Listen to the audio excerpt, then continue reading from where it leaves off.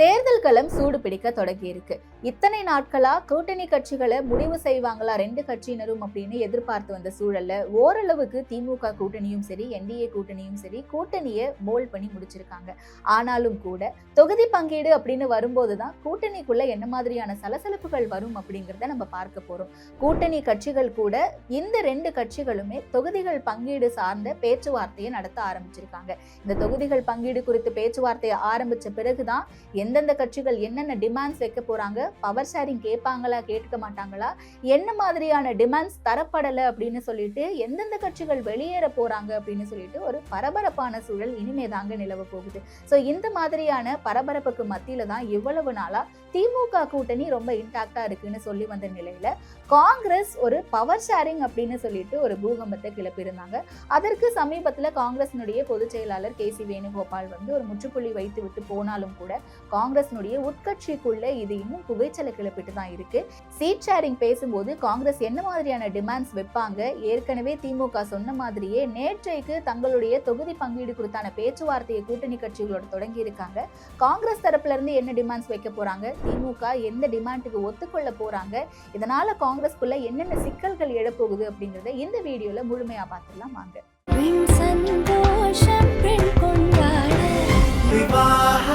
மணப்பெண்ணின் பிரத்யேகமான திருமணம் விவாஹா தி சென்னை சில்க்ஸ். இப்போது புதிய அறிமுகம் ஆச்சி ஹோட்டல் சாம்பார் 50 கிராம் ரூபாய் 20 மட்டுமே. கடந்த சில தேர்தல்களிலேயே திமுக கூட்டணி வெற்றி வாய்ப்பை பார்க்கக்கூடிய ஒரு கூட்டணியா இருந்து வர சூழல்ல அந்த கூட்டணியிலிருந்து எந்த கட்சியினரும் வெளியேறவே இல்லை அப்படிங்கறத நம்மளால பார்க்க முடியுது. அப்படி இருக்கும்போது இந்த வெற்றி கூட்டணிக்கு சில கட்சிகள் உள்ள வர தொடங்கி இருக்காங்க. மக்கள் நீதி மையமா இருக்கட்டும், இல்ல சமீபத்துல கடந்த வாரம் இணைந்த தேமுதிகவா இருக்கட்டும், இந்த மாதிரியான கட்சிகள் உள்ள இணையும் போது இது திமுகவுக்கு என்ன மாதிரியான ஒரு அழுத்தத்தை கொடுக்கும் அப்படின்ற ஒரு கேள்வியும் எழுப்பப்பட்டுச்சு. என்ன மாதிரியான அழுத்தம் அப்படின்னு பேசும்போது கண்டிப்பா சீட் ஷேரிங்ல ஏதோ ஒரு வகையில திமுகவுக்கு அழுத்தம் இருக்கும். திமுக தங்களுடைய சீட்டை காம்ப்ரமைஸ் பண்ண வேண்டியிருக்கும். இல்லாட்டி கூட்டணி கட்சிகளோட சுமூகமான பேச்சுவார்த்தை நடத்தி அவங்களுடைய சில சீட்டுகளை குறைக்க வேண்டிய நிர்பந்தத்திற்கு தள்ளப்படும் அப்படின்னு சொல்லப்பட்டுச்சு. அந்த வகையில இருக்கக்கூடிய கூட்டணி கட்சிகள் எல்லாருமே ஒண்ணு சீட்டை அதிகமா தான் கேட்பாங்களே தவிர யாருமே குறைச்சு வர்றதுக்கு ஒத்துக்கவே மாட்டாங்க அப்படின்ற ஒரு பேச்சுக்களும் இருந்துச்சு. ஏன்னா இப்ப உதாரணத்துக்கு விசிகாவை எடுத்துக்கிட்டோம்னா கடந்த சட்டமன்ற தேர்தலில் 6 தொகுதிகள் விசிகாவுக்கு கொடுக்கப்பட்டுச்சு. அந்த 6ல 4 ஜெயிச்சிருக்காங்க, 2 தோத்திருக்காங்க. ஆனா இப்ப விசிகாவினர் இரட்டை இலக்குல கேட்டா நல்லா இருக்கும், இரட்டை இலக்கு சீட் நமக்கு கொடுக்க சொல்லி நம்ம டிமாண்ட் பண்ணுவோம் அப்படின்ற ஒரு மைண்ட் செட்ல இருக்கிறதா சமீப காலமாவே நம்ம பார்த்துக்கிட்டு இருக்கோம். அப்படி இரட்டை இலக்குல 10 சீட் மினிமமா கேட்கறாங்க அப்படின்னா கூட டிஎம்கே அதை அகாமடேட் பண்ணுவாங்களா அப்படின்ற ஒரு கொஸ்டின் இருக்கு. கடந்த முறை கொடுத்த அதே தொகுதியில கூட நிக்கிறதுக்கு ஒப்புக்கொள்வார்களே தவிர அதை தாண்டி இன்னும் குறைச்சு சீட் வாங்குறதுல எந்த கட்சியினரும் ஒப்புக்கொள்ள மாட்டாங்க அப்படிங்கறத பார்க்க முடியுது. சோ அப்படி இருக்கும்போது புதிய வரவுகளை எப்படி அகாமடேட் பண்ணுவாங்க, பெரிய தேசிய கட்சியா இருக்கக்கூடிய காங்கிரஸுக்கு எத்தனை சீட்டுகள் ஒதுக்க போறாங்க அப்படின்ற ஒரு கேள்வியும் எழப்பட்டுச்சு. ஏன்னா சமீப காலமாகவே காங்கிரஸ் தரப்புல இருந்து பவர் ஷேரிங் அப்படின்ற ஒரு விஷயத்தை ரொம்ப ஸ்ட்ராங்கா கையில் எடுத்திருக்காங்க. குறிப்பா சொல்லணும் அப்படின்னா காங்கிரஸ்ல இருக்கக்கூடிய முக்கிய தலைவர்களுமே இதை பத்தி பேசியிருந்தாங்க. மாணிக்கம் தாக்கூர் அவர்களா இருக்கட்டும், இவங்க எல்லாரும் பேசும்போது ஆட்சியில் பங்கு அப்படிங்கிற ஒரு விஷயத்த கண்டிப்பா காங்கிரஸுக்கு கொடுத்தே ஆகணும் அப்படின்ற மாதிரி எல்லாம் சொன்னாங்க. கிரீஷ் சோடங்கர் அவர்களே கூட பேசியிருந்தாரு. ஏன்னா இந்த தேர்தலுக்காக காங்கிரஸ் தலைமையிலிருந்து ஒரு 5 குழுவை கிரீஷ் சோடங்கர் தலைமையில அமைச்சிருந்தாங்க. இந்த 5 குழுவை நவம்பர் 22ஆம் தேதி அமைக்கிறாங்க. இவங்க டிசம்பர் 3ஆம் தேதி போய் அண்ணா அறிவாலயத்துல முதலமைச்சர் அவர்களை சந்திச்சு சில விஷயங்களை பேசுறாங்க, தொகுதிகள் சார்ந்து பேசுறாங்க, கூட்டணி குறித்து பேசுறாங்க. அந்த இடத்துல பவர் ஷேரிங்கும் கேட்கப்பட்டதாகவும் சொல்லப்படுது. சோ இப்படியான விவகாரங்கள் அப்படியே கொஞ்சம் கொஞ்சமா சூடு பிடிச்சு காங்கிரஸ் தரப்புல இருந்து ரொம்ப வலுவா பவர் ஷேரிங் கேட்கறாங்க. அப்படி ஒருவேளை பவர் ஷேரிங் கொடுக்கல அப்படின்ற பட்சத்துல தாவேகா அப்படின்ற ஒரு ஆப்ஷன் இருக்கு, தாவேகாவோட கூட்டணிக்கு போவாங்க அப்படின்னு சொல்லப்படுது. ஏன்னா கடந்த தேர்தல்ல காங்கிரஸுக்கு 25 இடங்களை கொடுத்திருக்காங்க, காங்கிரஸ்ல 18 இடங்களை வின் பண்ணிருக்காங்க. இந்த முறை 40 சீட்டுகள் காங்கிரஸ் தரப்புல இருந்து கேட்கப்படும் அப்படின்ற சில ஹேசியங்கள் எல்லாம் பார்க்க முடிஞ்சது. அதற்கு மத்தியில எக்ஸ்ட்ராவா பவர் ஷேரிங்கும் கேட்பாங்க அப்படின்னு சொல்லப்பட்டுச்சு. இப்படி இல்லை அப்படின்னா நாங்க விஜயோடைய கூட்டணிக்கு போயிடுவோம் அப்படியான பேச்சுக்கள் ரொம்ப வெளிப்படையாவே எழ தொடங்கி இருக்கு. சோ இந்த மாதிரியான பேச்சுக்கள் காங்கிரஸ்ல இருந்து எழ தொடங்கும் போதுதான் காங்கிரஸ்ல இருந்து கே சி வேணுகோபால் அவர்கள் இங்க தமிழகம் பிரஸ் மீட் கொடுக்கும்போது சொல்றாரு, எதுவா இருந்தாலும் டெல்லி மேலிடம் தான் முடிவெடுப்பாங்க, இங்க இருக்கக்கூடிய நபர்களோ இல்ல முக்கிய தலைவர்கள் யாரு பேசினாலுமே அது அவங்களுடைய தனிப்பட்ட கருத்து தான், அதை காங்கிரஸினுடைய குரலாவோ காங்கிரஸினுடைய கருத்தாவோ எடுத்துக்க முடியாது அப்படின்னு சொல்லிட்டு கே சி வேணுகோபால் அவர்கள் இங்க சென்னையில இந்த விஷயத்தை பேசுற நடக்கிறதுக்கு முன்னாடியே காங்கிரஸுக்கும் திமுகவுக்கும் கூட்டணி இருக்கா உடையதான்னு பல்வேறு விஷயங்கள் நடந்தப்ப இங்கிருந்து திரும்ப கனிமொழி அவர்கள் போய் ராகுல் காந்தி அவர்களை சந்திச்சு இந்த கூட்டணி தொடர்பாக பேச்சுவார்த்தை நடத்தினதா இருக்கட்டும், இல்ல அந்த பேச்சுவார்த்தைக்கு பிறகு ராகுல் காந்தி அவர்கள் பவர் ஷேரிங் கேட்க மாட்டோம் அப்படின்னு ஒப்புக்கொண்டதாகவும் ஒரு தகவல் இருக்கு. இதற்கு பிறகுதான் திரு மல்லிகார்ஜுனா கார்கே அவர்களா இருக்கட்டும், இல்ல திருமிகு சோனியா காந்தி அவர்களா இருக்கட்டும், இருவருமே முதலமைச்சர் ஸ்டாலின் அவர்களோட அலைபேசியில் அழைத்து பேசியிருக்காங்க. அந்த இடத்துல காங்கிரஸ் திமுக கூட்டணியில உறுதியா இருக்கும் அப்படின்னு சொல்லியிருக்காங்க. இதற்கு பிறகுதான் கே.சி. வேணுகோபால் அவர்கள் யாரும் இதை வெளிப்படையா பேசக்கூடாதுன்னு ஒரு எச்சரிக்கை விடுக்கிறாரு. அந்த எச்சரிக்கையை தொடர்ந்துதான் ஒரு சலசலப்புகள் எல்லாத்துக்குமே முற்றுப்புள்ளி வைத்த மாதிரி காங்கிரஸ் எல்லாரும் கொஞ்சம் அமைதியா இருக்காங்க. இந்த அமைதிக்கு பின்னால் காங்கிரஸுக்குள்ள மீண்டும் புகைச்சல் இருந்துட்டே தான் இருக்கு அப்படின்ற சலசலப்புகளும் இருந்துச்சு. ஏன் அப்படின்னா, ஒருவேளை காங்கிரஸ்ல இருந்து பலரும் திமுகவுக்கு போகணும் அப்படின்னு விரும்புறாங்க அப்படின்னா, இவங்க எல்லாருமே இப்ப திமுகவிடம் இருந்து பதவி வாங்கி இருக்கக்கூடிய எம்எல்ஏக்களா இருக்கட்டும், எம்பிக்களா இருக்கட்டும், இவங்கெல்லாம் தான் அப்படின்னு சொல்லப்படுது.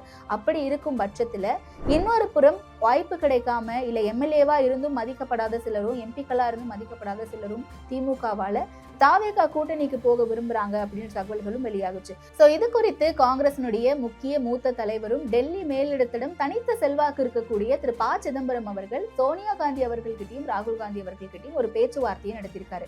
காங்கிரஸுக்குள்ள இப்படியான சில விஷயங்கள் போய்கிட்டு இருக்கு, ஆனா இந்த நேரத்துல நமக்கு இருக்கக்கூடிய ஒரு ஆப்ஷன் அப்படிங்கிறது திமுக கூட்டணி மட்டும்தான். திமுக கூட்டணியோட நம்ம இருக்கிறது அப்படிங்கிறது நமக்கு எந்த அளவுக்கு ஒரு பலமாகவும் வலிமையாகவும் இருக்கும் அப்படின்ற அதனுடைய முக்கியத்துவத்தை பல்வேறு முறை எடுத்து சொல்லியும் கூட ராகுல் காந்தி அவர்கள் தரப்புல இருந்து எந்த ஒரு ரியாக்ஷனும் வராததுனால திரு ப. சிதம்பரம் அவர்களுமே காங்கிரஸ்குள்ள அப்செட்டா தான் இருக்காரு அப்படின்னு ஒரு தகவல் இருக்கு. அண்ட் அதே மாதிரி சோனியா காந்தி அவர்கள்ட்ட பேசும்போது அவங்க தான் இதற்கு ஓகே சொல்லி திமுக கூட்டணியில இருக்கணும் அப்படின்னு ரொம்ப ஸ்ட்ராங்கா விரும்புறதாகவும் சொல்லப்படுது. அண்ட் இன்னொரு பக்கம் திமுக கூட்டணியில நம்ம கேட்ட டிமாண்ட்ஸ் நமக்கு கொடுக்கப்படலை அப்படின்ற பட்சத்துல நம்ம கண்டிப்பா தாவேகாவை நோக்கி போயிடலாம் அப்படின்ற ஆப்ஷனையும் கையில் எடுத்திருக்காங்களாம் வேறு சில நபர்கள்.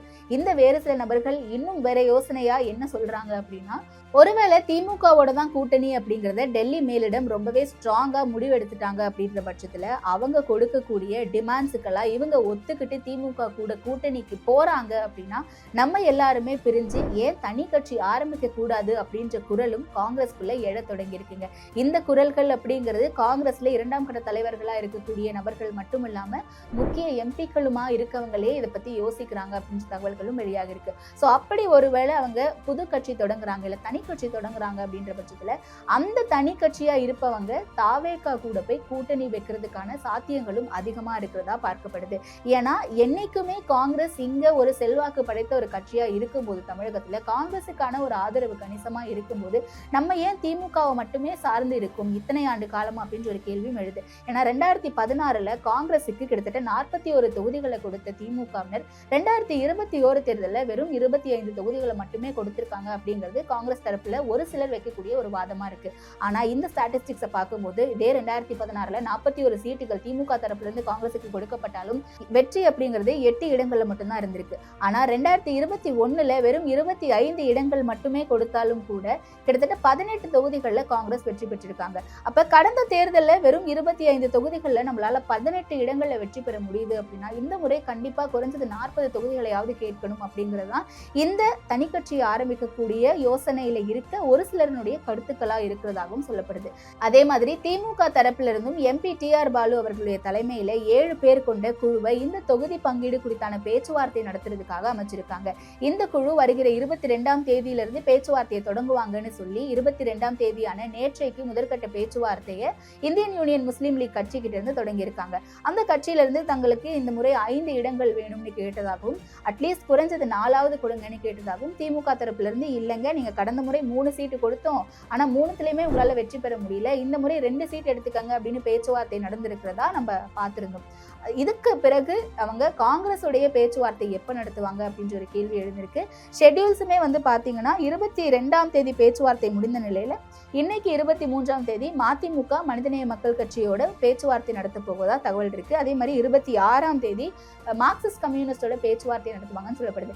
இந்த தொகுதி பங்கீடு குறித்தான பேச்சுவார்த்தை காங்கிரஸோட எப்ப இருக்கும் அப்படின்ற எதிர்பார்ப்புகளும் அதிகரித்திருக்கு. திமுக தரப்புல இருந்து காங்கிரசுக்கு 27+1 ராஜ்யசபா சீட் கொடுக்கப்படும் அப்படின்ற பட்சத்துல இந்த 27+1 அப்படிங்கிறதுக்கு காங்கிரஸ் ஒப்புக்கொண்டு திமுகவிடம் கூட்டணியில இருக்கிறதுக்கு சம்மதிக்கிறாங்க அப்படின்ற பட்சத்துல இன்னொரு பக்கம் இது வேண்டாம் அப்படின்னு முடிவெடுக்கக்கூடிய அந்த முக்கிய நபர்கள் தனி கட்சி தொடங்குவாங்களா? தனி கட்சி தொடங்குறாங்க அப்படின்னா அந்த தனி கட்சி விஜயோட போய் கூட்டணி வைப்பாங்களா அப்படின்னும் இருக்கு. ஏன்னா இப்ப நம்ம இவ்வளவு நேரம் பார்த்துட்டு இருந்தோம்ல காங்கிரஸ்ல இருக்கக்கூடிய சலசலப்புகள் அப்படின்னு சொல்லிட்டு.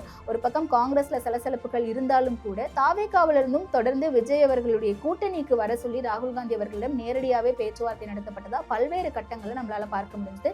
ராகுல் காந்தி அவர்களுக்கும் விஜய் அவர்களுக்கும் இடையிலான போன் உரையாடல்களுமே நடந்ததாகவும் சில செய்திகளை நம்மளால பார்க்க முடிஞ்சது. ஸோ இதெல்லாம் தாண்டி திரு ஜான் ஆரோக்கியசாமி அவர்கள் விஜய் அவர்கள் வைத்திருக்கக்கூடிய அந்த ஸ்ட்ராட்டஜிஸ்ட் டீம்ல ஒருத்தராக இருக்கக்கூடிய முக்கிய நபராக இருக்கக்கூடிய ஜான் ஆரோக்கியசாமி மும்பையில் இருக்கக்கூடிய முக்கிய தொழிலதிபர்கள் மூலமா ராகுல் காந்தியிடம் பேச்சுவார்த்தை நடத்துறதா தாவேகா கூட்டணிக்கு அழைப்பு விடுத்து சில தகவல்களும் வெளியாகிட்டு இருக்கு. ஸோ இப்படி போய்கிட்டு இருக்கும்போது தாவேகா காங்கிரஸை கூட்டணிக்குள்ள இழுக்கிறதுல ரொம்பவே ஸ்ட்ராங்கா இருக்காங்க அப்படிங்கிறத பார்க்க முடியுது. ஆனா காங்கிரஸ் தாவேகா பக்கம் சாய்வாங்களா இல்ல திமுக பக்கமே ரொம்ப ஸ்ட்ராங்கா ஃபார்மா நிப்பாங்களா அப்படிங்கிறத பொறுத்திருந்து பார்க்கலாம். உங்களுக்கு காங்கிரஸ் யாரோட கூட்டணிக்கு போனா நல்லா இருக்கும்னு தோணுது? எந்த கூட்டணியில இருந்தா காங்கிரஸ் அப்படின்ற கட்சி ரொம்ப ஸ்ட்ராங்கா இருப்பாங்க நீங்க நினைக்கிறீங்களோ அது கீழே கமெண்ட் பண்ணுங்க.